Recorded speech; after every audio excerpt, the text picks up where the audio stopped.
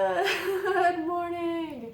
It's Tuesday, March the 10th, 2020. I just finished a Vipassana 10-day sit on Sunday, March the 8th, and I'm just gonna share that experience with you all. And just to disclaim, like always, I am not a Vipassana teacher.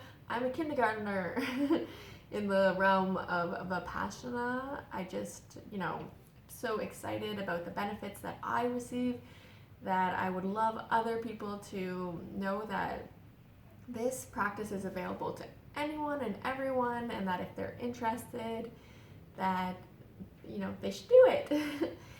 So I'm a student, I'm a kindergartner, and I don't know anything. Well, I know that I know nothing, Socrates, my favorite quote.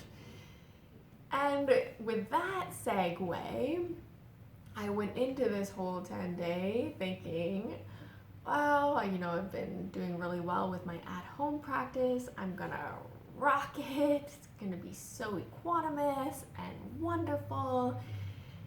And reality set in very quickly.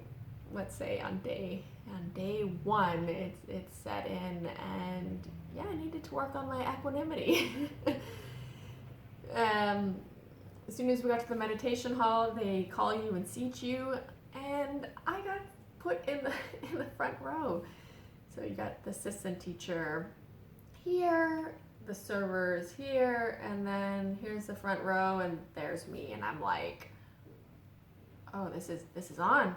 I've got to work extra hard, no slacking on my posture. Be a good example for all the students behind me.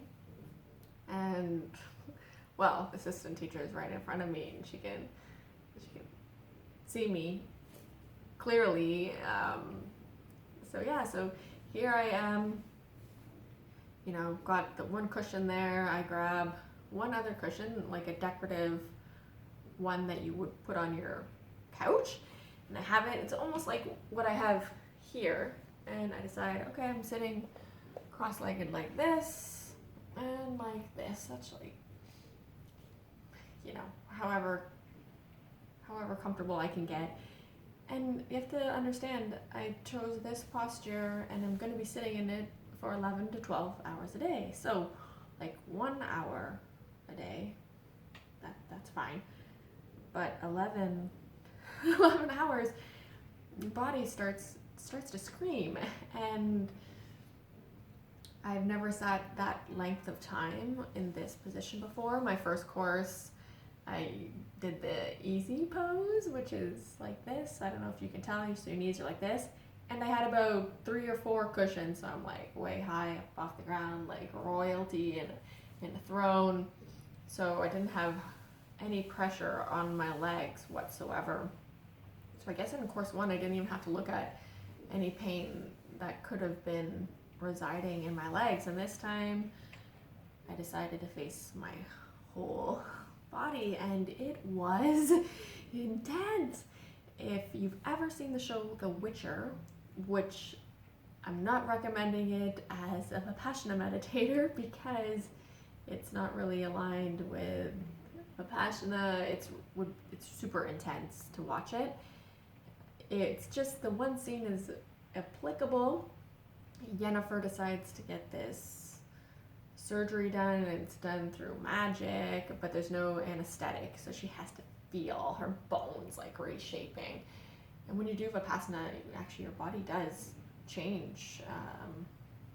My spine, you can hear it continually crack. But there's also this internal shifting. You've heard me talk in my other videos about it being surgery. You're doing surgery on yourself. You're taking the knife and cutting yourself open and doing all that work, and no anesthetic. And I am internally in pain. So if you've ever seen the clip of Yennefer in The Witcher, when she's going through her external, like her physical body, actual surgery, and she's sweating and screaming in agony, that was happening inside me day 1 and day 2. And I was thinking, what have I done? What am I doing here? Me. I thought this, and I love Vipassana. It got better. And when I say better, I mean my equanimity got stronger again. I was able to strengthen the mind, train it, 'cause that's what you're doing. You're training your mind. And you can see how powerful of a tool the mind is and how it can really work for you, which is great. So yeah, here I have like day 3, more equanimity coming, gaining strength. I wasn't so exhausted day 1 and 2. I was wiped out. I couldn't even sign up to help with any chores as an old student. There's places to sign up to do some tasks of cleaning like the bathroom, the shower, the entryway of the residence. I did, however, at the very beginning of the course, volunteer to do the gong. So at 4 a.m. in the residence I was sleeping at, I would ring the gong, and then at 4:20 a.m. ring the gong again, which got me easily to the meditation hall to sit right at 4:30 in the morning. So yeah, back to day 3, stronger. Also started getting these visions. So as you're always sitting closed eyes, all of a sudden I'm in meditation, I'm in the cell, and everything I see is like these blue little particles. It was like my internal body was made up of all these tiny little blue particles. And when you listen to Goenka's discourses, he says not to get attached to any of these things. It's not really of any importance to the actual practice. It's more about, again, feeling the sensations, being able to like release the sankharas, the garbage that's been playing out within your body, taking those roots out, because you want to plant, good seeds. Day 4, I ended up in a battle again. This left leg really was talking to me. When I say talking, that's an understatement. It was screaming, it was yelling, it was raging. I don't know if it was a leg of rage and anger or a leg of fiery passion, but it had something to say, and I didn't really want to face it. I just wanted it to go away. Day 5, anicca, everything's always changing. I was becoming more equanimous again, and I was able to sit easier. I don't like to use the word easier in Vipassana. It can be often misunderstood. And I was being able to more see the pain and be with it a little bit, like take an actual look at it. I was, again, so this is day 5, I'm in the cell.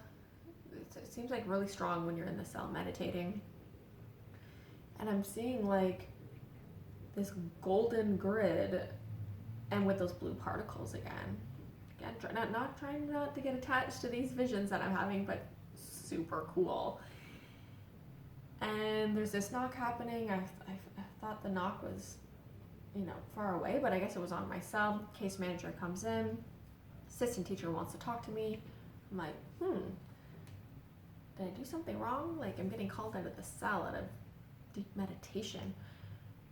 And it's like, wait a second, I haven't done anything wrong. Even if I have, this place, they don't verbally or physically abuse you. It's totally fine. So I go in there, and my mom had called. My papa passed away. And when you're at Vipassana, you're very heightened and you're open, and you've been training your mind to feel sensations, and my body was equanimous, which is really cool. There was no agitation. I did decide that I should call my mom, because I wanted her to know that I care about her. There was nothing I could do, so I knew that there was no point in leaving the 10-day. He's in Nova Scotia and I'm in Ontario, and she has her husband and my other siblings around her, so there's really nothing that I could have done for her that would have made any real difference. So I made the phone call. That was enough for her as well. It was a nice interaction, less than 5 minutes, and went really well. and I was able to carry on with the rest of the course. So day 6, still working really, really hard. I focus more in on, well, not just the legs. You gotta go through each part of the body and not ignore anything. But when I got to this leg, I did start to look at it, examine it, like the whole, every angle of it. And then it started to dissipate. And I was amazed. Because this pain, I thought maybe, my leg was actually gonna be permanently damaged, because it was that intense for me. But yeah, something was happening, and it was changing. Anicca changing. So yeah, instead of it being this raging, yelling lunatic, it just became like agitation and annoyed. And this gave me like extra strength to even work even harder and to make sure I go back and face this leg and what it was trying to tell me. Dreams, they happen. They can happen. Very intense, very vivid. Sleeping at the Vipassana Center can happen or not happen. I had a dream with my father in it. When I say my father, it's my stepfather, but I call him father. In this dream, I really got to see as well how our relationship has grown. So I was grateful for this dream, because usually when I had dreams with him, they were not great dreams, okay? They were what we would call bad dream. And this time it wasn't. And for me, I really felt like this was like a signifier of our relationship growing. Also on day 8, I ended up waking up in the middle of the night laughing out loud. So I'm at this silent Vipassana meditation course, and I'm laughing in the middle of the night from a dream. That has never happened before. So what came up for me this time in the 10 days, which I guess maybe I should have talked about earlier, is I got to forgive people and situations that have happened in 2019. I didn't realize how much they're playing out. Now, I was at this place where I'm like, oh, I'm happy, I'm good, I'm accepting my life, and I'm doing the things I need to do, and I'm compassionate, and I care about this person, even though I'm feeling resistance, and I'd rather never see this person ever again. And as you're doing the practice, you can see how that is negativity, and it is subtly playing out. It's playing out internally, which translates externally as well. And it's been like nine months. And I was like, oh my gosh, that's free will. I have this choice to be miserable. I have this choice to hold on to this negativity and let it play out in my life. Do I want this in another 9 months to be the case? Do I want this in a year or 7 years? Heck no. And from sitting and really like with my sensation, my emotional body, my physical body, and from strengthening the mind, it was almost ludicrous to me to think I'm going to hold on to this. And it just started to shape and shift and then dissolve. All of that from 2019, where, I felt like I was blindsided and the rug pulled out from underneath me. That just dissolved, and I was like, I needed these things to happen, and I'm grateful for them. They're shaping me and pushing me to be a better person, learn more about myself and how to treat others better as well, and to stay in alignment with my values.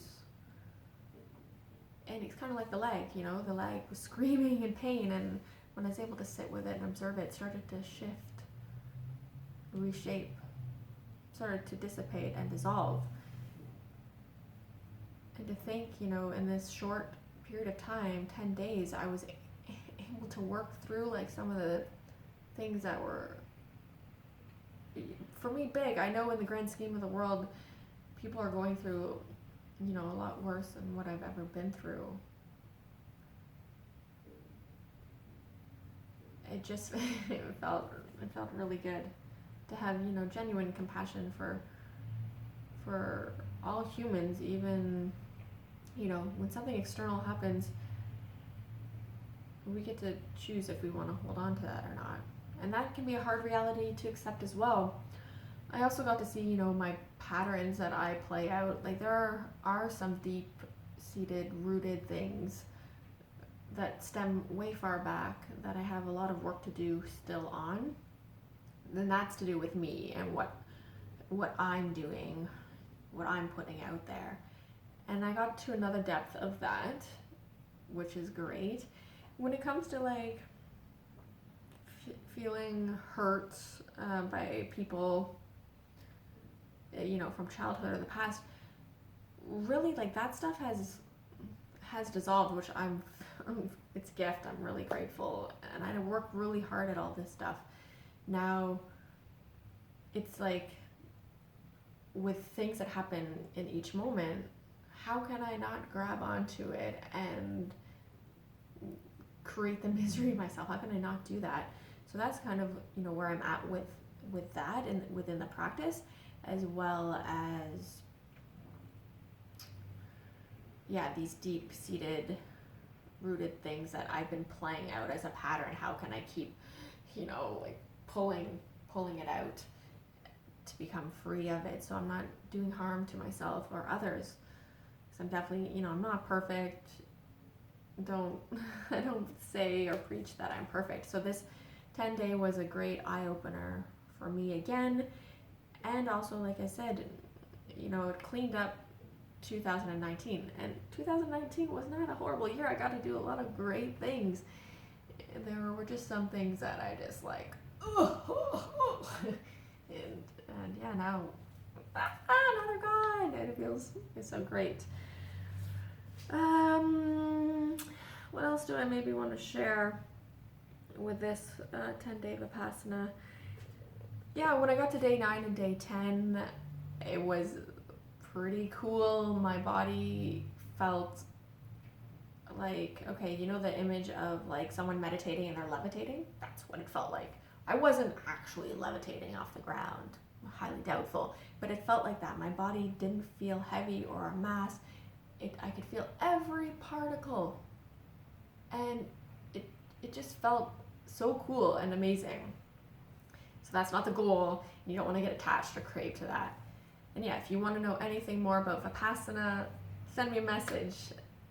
May you be happy, may you be peaceful, may you be liberated.